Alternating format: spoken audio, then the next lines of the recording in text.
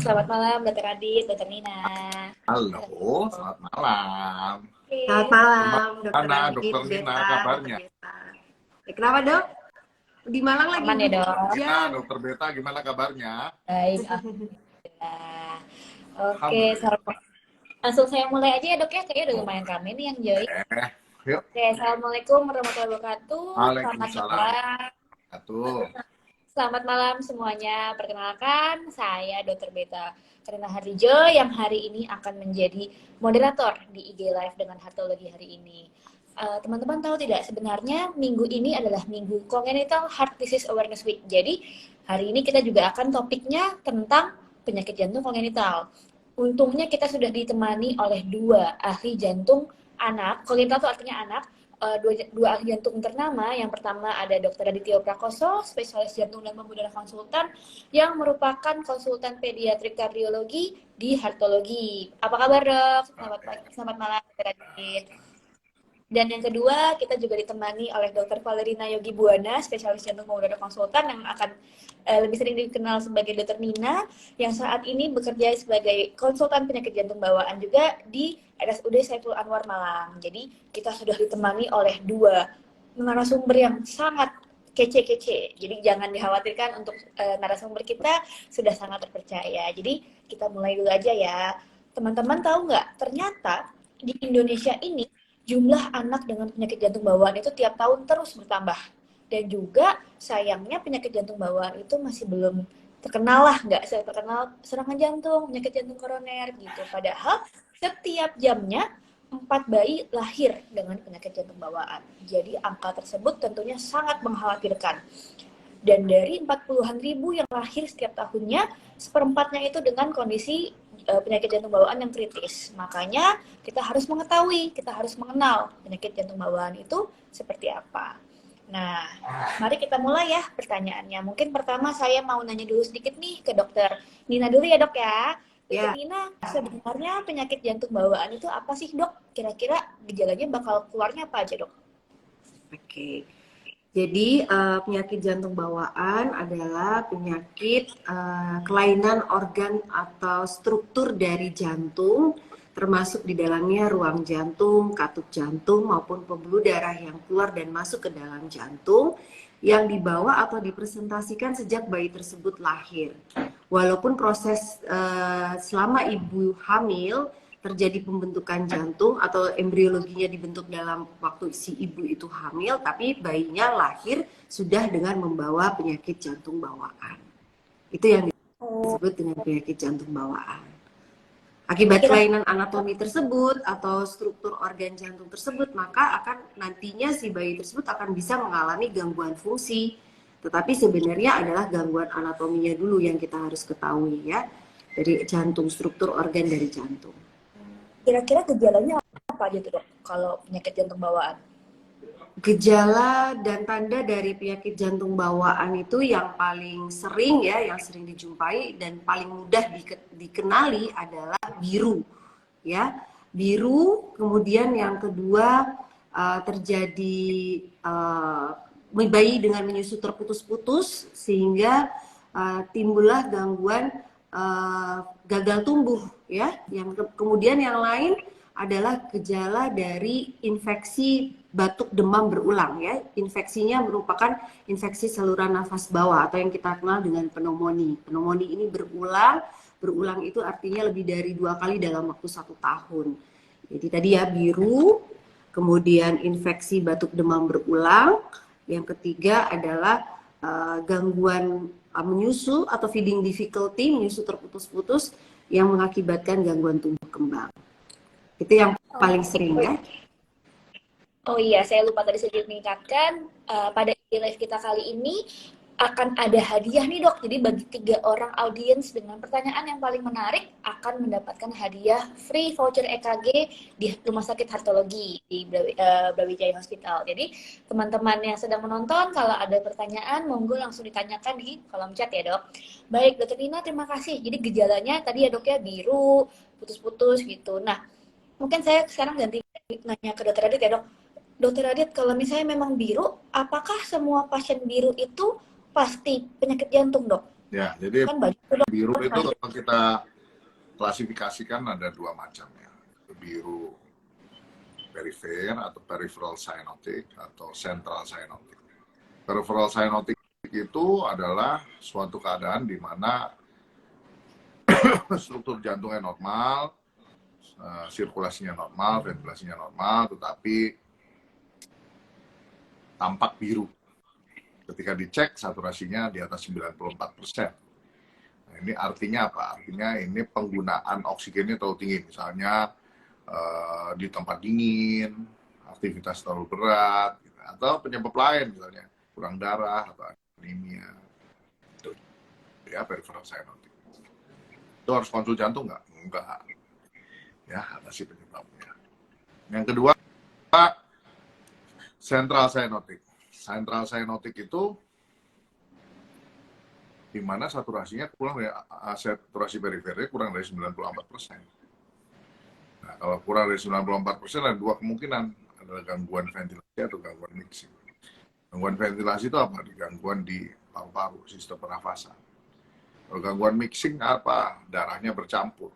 Nah, sebagian besar gangguan dalam jantung ya, walaupun gangguan dalam pembuluh darah paru juga bisa ya. Bedanya gimana? Nah, itu untuk para dokter sekalian yang menonton ini, itu kita lakukan hiperoksia test. Ya, hiperoksia. Apa tuh dok hiperoksia tesnya dok? Oksigen 100% selama 10 menit. Kalau saturasinya naik sampai di atas 94%, itu disebutnya masalahnya di sistem ventilasi. Tapi kalau kurang dari dia naik tapi tidak sampai 94%, itu berarti masalah mixing. Itu perlu ke dokter jantung terdekat ya. Oke dok. Dok, tapi sebenarnya apakah pasien-pasien di IGD itu kalau biru boleh kita kasih, kan tadi dokter bilang kasih oksigen tuh, kenapa cuma 10 menit dok? Kenapa nggak lama aja dok? Kan kalau dia naik bagus dok saturasinya. Ya, kita kalau terus, dok.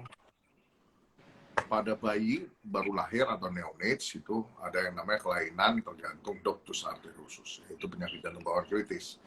Nah, kalau pada neonates atau bayi kurang dari 1 bulan, kalau kita kasih oksigen terus, itu duktusnya nutup, nanti justru akan membuat perburukan dan bisa berakibat pada kematian. Jadi kalau misalnya Anda ragu, ya Anda konsultasi ke dokter jantung terdekat, ya. Oke, dok, ini ada pertanyaan nih dok. Mungkin saya tanya dokter Nina dulu untuk yang pertanyaan kedua ya dok ya. Dokter Nina, kira-kira apa sih penyebab utama kelainan PJB pada ibu hamil? Ini ditanya oleh, maaf kalau susah namanya, HNTJA_JA. Apa sih dok kira-kira yang, waduh saya kalau hamil jangan kayak gini berarti, nanti takutnya kenapa-napa gitu dok. Iya, jadi seringkali seorang ibu atau keluarga ya, bapak dan ibu dari anak yang penyakit jantung bawaan tuh bertanya, ini salah siapa ya? Apakah salah saya? Ya, kenapa kok anak saya bisa menderita penyakit jantung bawaan? Jadi etiologinya sampai sekarang ini belum jelas ya. Artinya begini, ada juga anak penyakit jantung bawaan, tetapi ditanya ada riwayat apakah dari si ibu selama masa kehamilan, apakah dia ada sakit tertentu, apakah dia ada konsumsi obat-obatan tertentu, ataukah dia pola hidupnya tidak sehat. Ternyata bayi-bayi tersebut ibunya sehat-sehat saja, tidak ada penyebabnya yang jelas. Jadi sampai detik ini etiologinya masih belum jelas. Namun memang ada yang disebut dengan faktor resiko ya. Jadi bila mana seorang ibu hamil dia ada gennya tertentu yang menyebabkan dia bisa berpotensi bayinya mengalami penyakit jantung bawaan, bila mana terpapar faktor-faktor resiko tersebut, maka potensi terjadi penyakit jantung bawaan pada janinnya sangat besar. Nah, faktor-faktor resiko ini yang harus kita ketahui. Jadi selain faktor genetik, juga ada faktor-faktor seperti konsumsi obat-obatan tertentu ya, misalnya obat anti epilepsi, obat psikotropika, alkohol, rokok. Kemudian juga ada faktor resiko seperti infeksi ya, infeksi beberapa virus, misalnya campak Jerman atau rubella. Nah, itu adalah faktor-faktor resiko di mana seorang ibu atau wanita bila mana hamil akan meningkatkan resiko potensi bayinya mengalami penyakit jantung bawaan. Jadi ibu itu memang kalau hamil harus hati-hati ya dok ya, harus dipastikan nggak ada faktor-faktor resiko tersebut. Nah, terus selanjutnya pertanyaan ke dokter Adit nih dok, kebetulan ada pertanyaan yang menurut saya cukup menarik dari sama HMTJA_JA. Kira-kira ada nggak sih gunanya newborn itu kita EKG dok untuk tahu apakah ada penyakit jantung bawaan atau enggak? Atau kira-kira kita bisa tahu gimana sih dok ini akan ada penyakit jantung bawaan atau enggak di bayi-bayi yang kita, misalnya kan misalnya nanti punya anak, punya bayi gitu, untuk mastiin nggak Jadi ada. kalau newborn diperiksa EKG, kita lihat yang paling sering kita terdeteksi adalah kelainan irama ya. Kalau pembesaran chamber segala, sensitivity dan specificity-nya kurang ya. Tapi kalau untuk aritmia atau gangguan irama, ini kita banyak terbantu ya. Misalnya ada congenital total AV block, atau adanya tachyarrhythmia pada newborn babies. Tapi pada umumnya jarang, ya, tidak terlalu banyak insidensnya. Tetapi yang jadi masalah kebanyakan adalah kelainan struktural atau kelainan bawaan. Nah, ini memang gold standarnya sampai hari ini adalah dengan pemeriksaan ekokardiografi. Kenapa ekokardiografi ini sangat-sangat penting? Karena ekokardiografi bisa dengan mudah memvisualisasikan kelainan jantung pada bayi. Jadi kalau pada bayi itu biasanya view dari atau gambaran dari jantung itu bisa terlihat sangat-sangat jelas sehingga kita bisa melakukan planning berikutnya. Ya. Baik, terima kasih banyak dokter Adit. Ini selanjutnya ada pertanyaan lagi. Mungkin saya ganti ke dokter Nina lagi ya dok ya. Dari Ardi Wiranata Kusuma. Dok, kira-kira ada nggak sih cara untuk deteksi kemungkinan bayi terkena penyakit jantung saat masih dalam kandungan? Atau kita baru lahir dulu, gitu baru ketahuan, ini penyakit jantung bawaan nih, gitu. Iya, ya. Mumpung dalam rangka Pekan Kesadaran PJB ini ya, jadi kita ingin meningkatkan kewaspadaan, kesadaran masyarakat secara luas bahwa PJB ini sebenarnya bisa dideteksi, walaupun mungkin tidak 100% hasilnya nanti sama ya, tapi minimal kita bisa aware. Jadi namanya adalah pemeriksaan fetal ekokardiografi, merupakan salah satu metode deteksi penyakit jantung bawaan pada janin dari ibunya waktu kehamilan usia tertentu. Jadi usianya ada usia 16 sampai 22 minggu ya, dimana belum terlalu besar ya di usia kandungan dari ibu tersebut. Nah, itu tentunya kita periksakan fetal ekokardiografi atau USG jantung pada janin yang dilakukan oleh dokter-dokter yang mempunyai kompetensi melakukan fetal ekokardiografi. Gitu. Jadi masih bisa ya dok ya. Nah bisa. Ini mungkin kalian lanjut ya dok. Tapi sebenarnya untuk penyakit jantung bawaan itu bisa dicegah nggak sih dok? Ya, kalau dicegah seperti apa dulu nih? Tadi yang disebutkan adalah faktor resiko ya. Kita nggak bisa tahu kita bakal janin kita, seorang ibu itu bisa mengetahui pasti bahwa dia akan menderita penyakit jantung bawaan. Karena gini, embriologi jantung itu terjadi di awal-awal kehamilan, ya. Awal-awal kehamilan tuh misalnya usia taruhlah 2 sampai 7 minggu usia kehamilan. Nah, bila mana si ibu itu tahu dia hamil, belum tentu di usia-usia tersebut, bahkan mungkin sudah terlambat menstruasinya beberapa bulan baru dia mengetahui dia hamil ya. Nah, bayangkan kalau embriologi jantung sudah terbentuk di awal-awal kehamilan, kita kadang-kadang tidak bisa menjaga kondisi kehamilan kita, ya kan? Artinya pola hidup yang sehat, pasti tidak makan ini itu atau tidak terpapar asap rokok misalnya ya. Jadi tentunya sulit untuk dicegah ya, hampir dipastikan sulit untuk dicegah. Nah, oleh karena itu, bagaimana caranya? Tentunya kita harus tahu pola hidup sehat yang baik dan benar untuk ibu hamil. Nah, sebenarnya ada beberapa program yang harus diketahui pada saat sebelum ibu itu hamil ya. Dari program pemerintah tuh ada tentunya bagaimana supaya bila seorang wanita misalnya sudah waktunya menikah, itu ya ada vaksin tertentu ya, kemudian diajarkan bagaimana caranya bisa hidup sehat selama terjadinya kehamilan. Gitu. Oke, terima kasih banyak Dokter Nina. Ini saya tadi sambil lihat-lihat sapa chat dari teman-teman yang join sama pertanyaan-pertanyaan. Kayaknya banyak juga nih yang anak-anaknya heart disease warrior juga ya. Jadi banyak-banyak warrior PJB. Mungkin sekarang saya fokus karena banyak warriornya. Berarti mau tanya nih ke Dokter Adit, Dok, kira-kira penyakit jantung bawaan tuh tata laksananya gimana sih Dok? Akan harus diapakan pasien-pasien penyakit jantung bawaan itu Dok? Jadi tata laksana penyakit jantung bawaan biasanya karena penyakit jantung bawaan itu gangguan struktural ya, koreksi ya. Classically, secara klasik bisa ditutup, dikerjakan secara pembedahannya. Kalau bayi baru lahir gimana, ada defeknya, langsung bedah apa enggak? Ya, kita obati dulu, digedein dulu intinya anaknya ya. Kalau anaknya tidak bisa diperbaiki keadaannya dengan obat-obatan, maka kita lakukan koreksi. Nah, tadi saya katakan koreksinya classically secara bedah ya. Tapi dengan kemajuan teknologi, tata laksananya bisa dilakukan dengan intervensi non bedah. Dan Dokter Nina tahu bahwa ternyata dibandingkan dari tahun 90, tahun dekade 90-an, pada tahun 2020 ini terjadi penurunan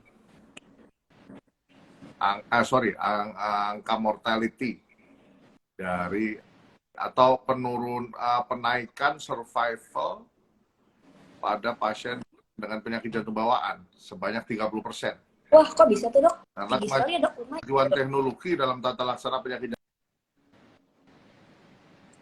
Oke, teknologi apa tuh Dok yang dimajukan sehingga meningkatkan survival Dok?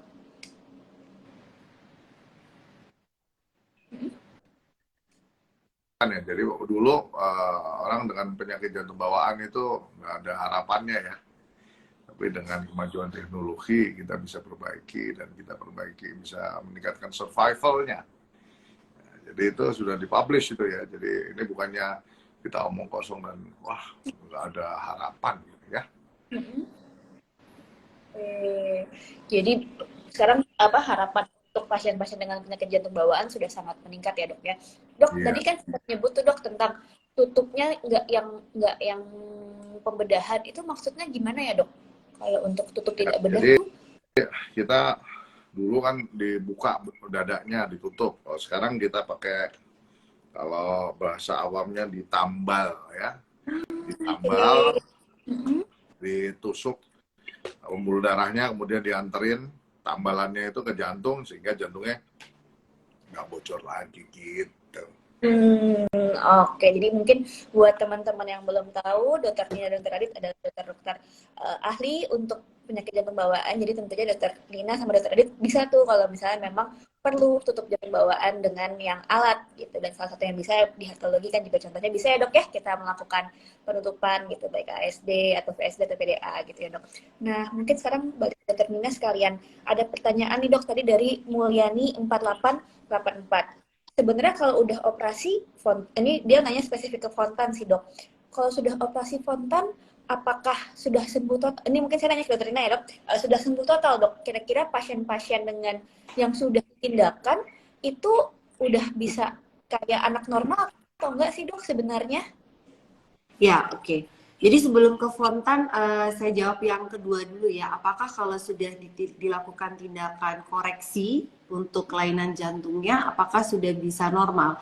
Jadi ada beberapa penyakit jantung bawaan, terutama yang aliran yang pirau dari kiri ke kanan, seperti ASD, VSD, PDA yang disebutkan Dokter Adit tadi.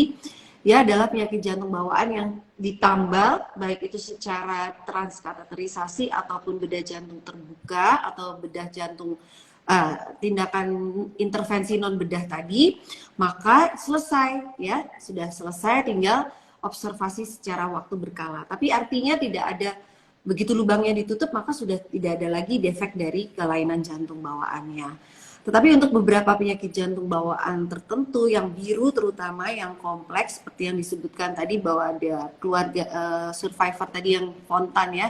Jadi Fontan itu sebenarnya merupakan paliatif ya, bedah paliatif, bukan definitive treatment. Artinya bukan struktur jantungnya yang kelainan itu dikoreksi sehingga seperti jantung normal, tapi dia merupakan tindakan bedah paliatif supaya anaknya bisa lebih baik, ya. Untuk menuju fontan ada beberapa tindakan operatif, beberapa tahap ya, bisa langsung fontan, tapi ada yang melewati beberapa prosedur bedah paliatif sebelum fontan. Nah, tentu saja kalau fontan itu perlu evaluasi, nanti dibenerin guru saya, Dokter Adit guru saya ya. Jadi nanti diobservasi secara berkala karena kadang-kadang muncul komplikasi jangka panjang ya. Nah, apakah bisa hidup normal? Itu tergantung dari kondisi penyakit jantung bawaannya. Bila semakin kompleks maka tentunya lebih sulit dan perlu observasi lebih lanjut ya. Tidak boleh lepas dari perawatan meskipun sudah dilakukan fontan, tetap saja harus kontrol ya, dilakukan evaluasi secara berkala. Itu pesannya. Ya, Dokter Adit ya. Ya, jadi fontan ini nanti kita dari Pokja Pediatri Kardiologi dan Penyakit Jantung Bawaan kita punya webinar untuk awam nih yang membahas tentang fontan. Nah, jangan dikira fontan itu nggak ada harapan ya. Ada yang berkiprah sebagai dokter juga. Oh, bisa ya dok ya?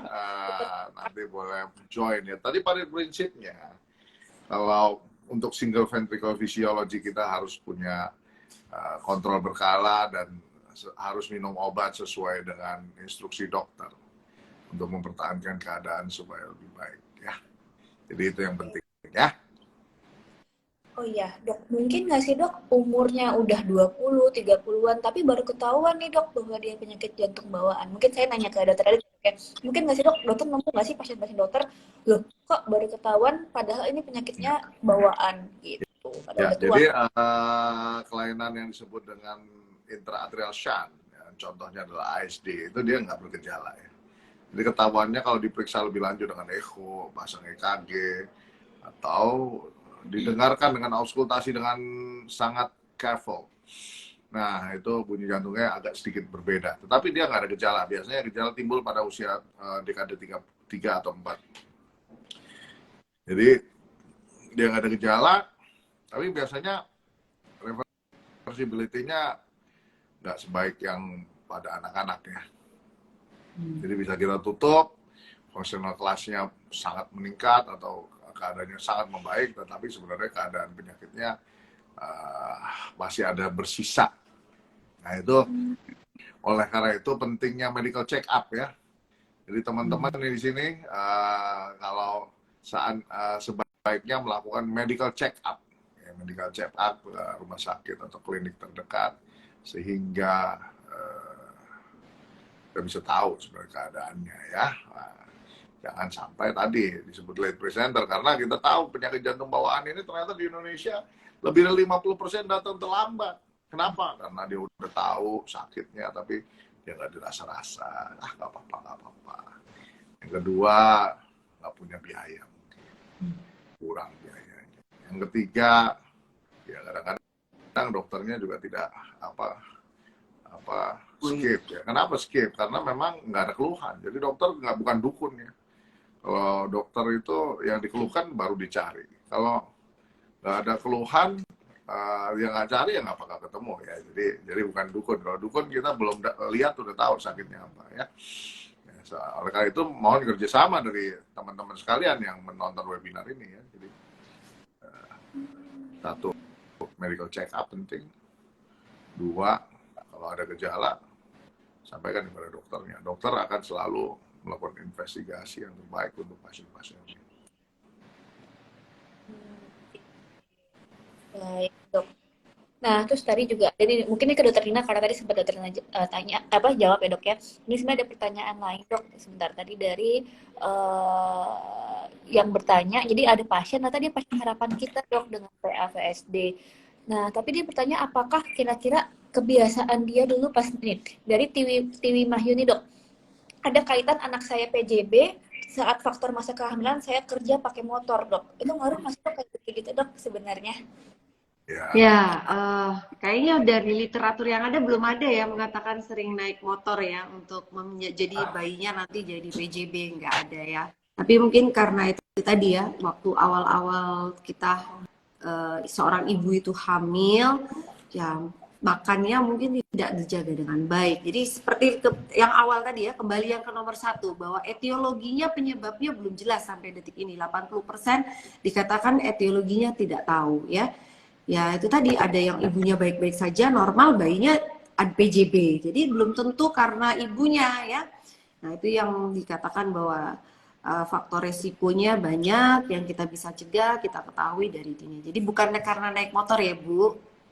Oke, jadi insya Allah ibu hamil mau naik motor masih aman ya dok Boleh. ya? Oke, nah terus kalau ini dok, mungkin tadi ke dokter Adit, kalau pasien-pasien dengan penyakit jantung bawaan, kalau udah tadi kan dokter Ina sudah sempat bilang mungkin bisa seperti biasa. Kalau dia yang sakit itu dia perempuan dan mau hamil, sebenarnya boleh nggak sih dok orang-orang dengan penyakit jantung bawaan itu kalau mau hamil dok? Ya, jadi itu yang penting ya, medical counseling, premarital counseling. Jadi premarital counseling itu sangat penting. Kadang-kadang kita nih orang Indonesia nih nggak peduli sama premarital counseling. Jadi kalau udah hamil, dok anak saya ini gimana ya? So, diperiksa dong supaya nggak jadi penyakit jantung bawaan. Oh sudah telat. Harusnya sebelum menikah, ya. Karena tadi Dokter Nina sudah mengatakan bahwa pembentukan jantung itu sampai usia 38 hari pasca pembuahan. Nah, 38 hari pasca pembuahan itu belum ketahuan hamil, ya. Nah, kita belum. Jadi, Oke, dok, ini mungkin karena bentar lagi ini kita satu pertanyaan lagi nih dok, tapi ada tiga, tapi yang satu mungkin yang pertama ke dokter Adit nih dok. MCU, tadi kan dokter menyarankan untuk medical check up.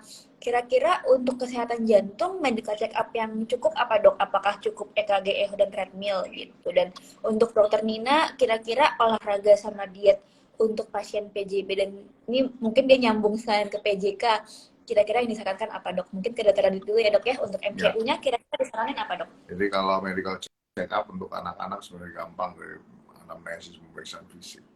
Nah, kalau ada kecurigaan baru kita berpikir, kita ada pemeriksaan tambahan, EKG, ronsen, kalau perlu ekokardiogram.